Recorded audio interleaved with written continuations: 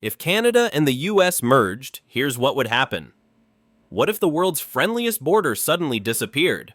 One morning, Washington and Ottawa announced they're no longer neighbors. They're one nation. Two flags, one government, 380 million people under a single system. Overnight, the global balance shifts. Economies crash, provinces riot, and superpowers panic. This is what would happen if Canada and the United States actually merged. It happens without warning. In a joint broadcast, the presidents of the United States and Canada announced that the world's longest undefended border no longer exists. Washington, D.C. and Ottawa have agreed to merge into a single political union. In an instant, 400,000 people, border agents, customs workers, and RCMP divisions are out of work. Highways that once ended in inspection booths now flow freely for the first time in centuries. News anchors in London and Paris call it the birth of the first North American superstate. Beijing issues a formal statement within the hour. The stock market doesn't wait for answers. By noon, the Canadian dollar explodes upward, climbing 40% as traders rush to buy what they call the new American asset. By evening, it collapses back down, dragging with it the retirement savings of millions. Wall Street celebrates. Bay Street panics. In Quebec, the premier delivers a televised address from the National Assembly. He calls the merger a betrayal and demands a referendum to stay independent. Protesters fill the streets of Montreal carrying blue and white flags, chanting, "We didn't vote for this." Across the continent, confusion turns into confrontation. Americans cheer the idea of expansion. Canadians argue over whether they've just been absorbed or liberated. But the chaos isn't just political, it's economic, environmental, and deeply personal. The first question everyone asks is, who owns the power now? Alberta's oil sands, Quebec's hydroelectric dams, and America's shale reserves all fall under one flag. Billions in revenue funnel into a single treasury headquartered in Washington. U.S. oil giants immediately demand equal drilling rights across Canada's protected zones. Even inside areas like the Athabasca River Basin that took decades to shield under environmental law. Environmental groups flood Ottawa with lawsuits. Alberta's premier, desperate to protect local control, strikes an unexpected deal with Texas. They call it the Energy Bloc, a joint front meant to dominate the new legislature and keep control of oil policy. Within months, the alliance holds more political power than most states combined. Meanwhile, small Canadian farmers begin to collapse under American agribusiness subsidies. Wheat and dairy cooperatives across Manitoba and Saskatchewan can't compete with the price-controlled giants from Iowa and Nebraska. Grain silos sit half full as markets swing toward U.S. distributors. Economists call it the silent takeover. Others call it what it really is, an internal trade war. Analysts at the IMF warn that merging two of the most resource-heavy nations on Earth has created a monopoly strong enough to trigger retaliation from OPEC. The cartel convenes an emergency summit, and oil prices spike overnight. While politicians argue over pipelines and royalties, another crisis explodes online. The Great Citizenship Panic. Overnight, 38 million Canadians wake up labeled as North American citizens. Immigration databases crash within hours. Airport scanners show blank nationality fields. Provinces that spent decades tightening gun control laws suddenly have to comply with the U.S. Constitution's Second Amendment. Ontario and British Columbia scramble to rewrite legislation, while gun shops from Montana to Michigan start advertising cross-border sales events. Thousands of American veterans rush north for what's left of Canada's universal health care. Hospitals in Vancouver, Calgary, and Halifax record patient surges never seen before. Emergency rooms fill up, wait times triple, and provincial health ministers resign on live television. At the same time, the U.S. Supreme Court claims jurisdiction over Canada's judicial system, calling it a necessary legal harmonization. The move sparks the largest constitutional crisis since Confederation.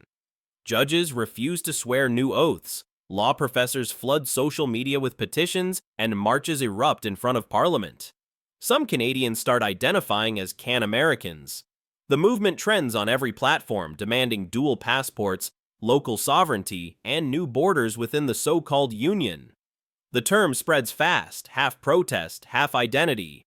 A way of saying, we belong, but not completely. Then comes the next blow, the dollar war. 6 months after the merger, the US dollar officially replaces the loonie. Canadian banks are forced to convert national reserves in a single fiscal quarter. Mortgage holders watch their payments rise by 25% overnight due to conversion gaps. The Bank of Canada closes its doors, its 12,000 employees absorbed into the Federal Reserve System. Ottawa's Grand Stone headquarters stands empty, a relic of economic independence. Washington inherits Canada's trillion-dollar pension funds, instantly boosting U.S. liquidity. Wall Street celebrates again, calling it the greatest cash grab in modern history. But behind closed doors, panic builds. A classified report leaks from the new Treasury Department claiming that 5 Canadian provinces, Newfoundland, Nova Scotia, Manitoba, Saskatchewan, and New Brunswick, would go bankrupt within 10 years under American tax law. Property taxes soar, while social benefits shrink. The transition leaves both nations stunned. American talk shows hail the union as a victory for capitalism. Canadian newspapers print a different headline: sold without a vote. The border may be gone, but new lines start forming. Not between countries, but between those who gained everything and those who lost the ground beneath them. The first cracks appear not in the economy, but in culture.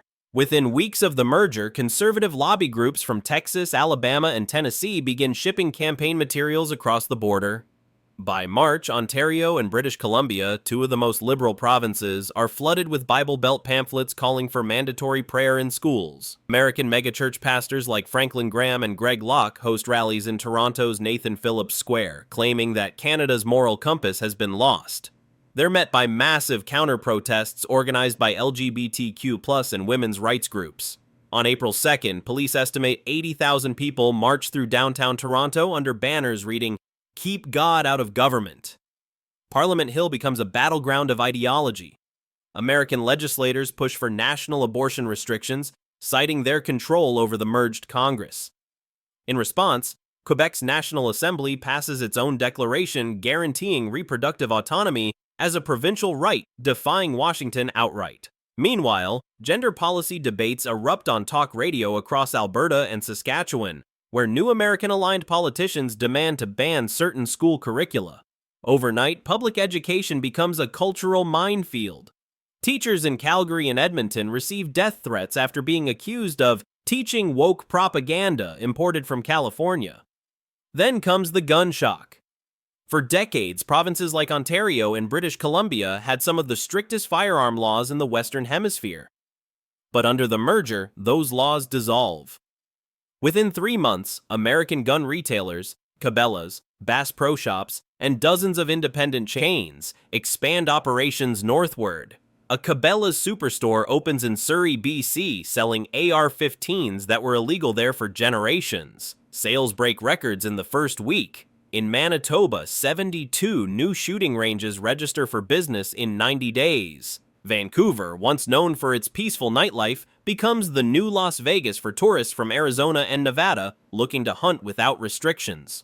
Local police departments, overwhelmed by imported weapons, report gun-related crimes rising by 40% in less than a year. While the gun trade explodes, the healthcare system implodes. Washington scraps Canada's publicly funded Medicare program within the first legislative session of the merger.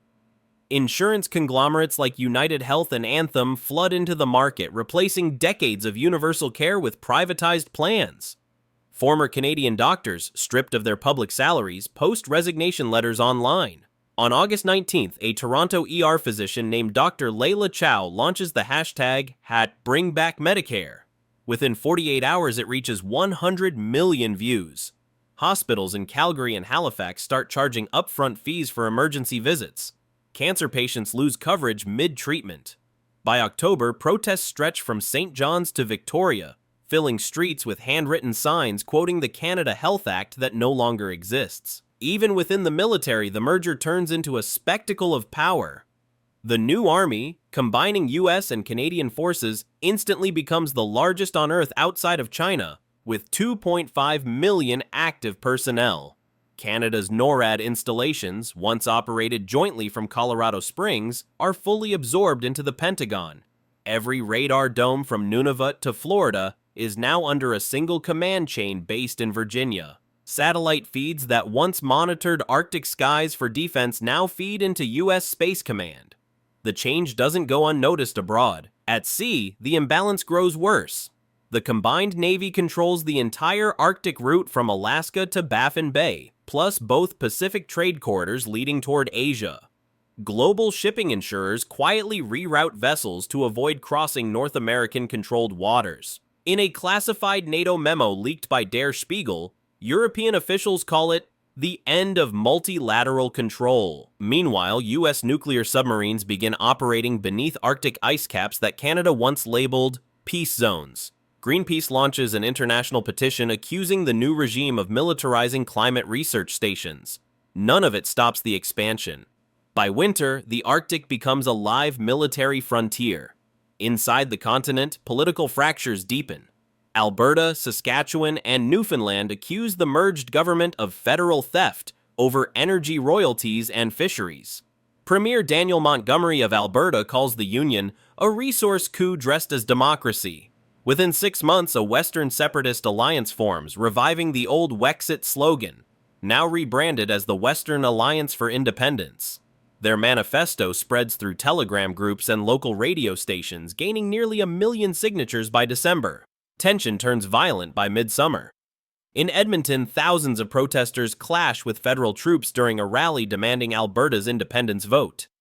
Windows are smashed, fires burn through White Avenue, and downtown stores shutter for days. Winnipeg follows a week later after police arrest a group of activists occupying the provincial legislature. The riots spread through Saskatchewan and northern Ontario. International media dub it the Second Canadian Rebellion. Reporters from The Guardian and Le Monde broadcast live images of burning city blocks while Washington insists it's contained civil unrest. But the footage says otherwise. Tanks marked with American flags roll past the same buildings that once flew maple leaves. Provinces call for emergency powers, and the new continental government tightens control. The merger that began as a promise of unity now looks like a map being rewritten under force.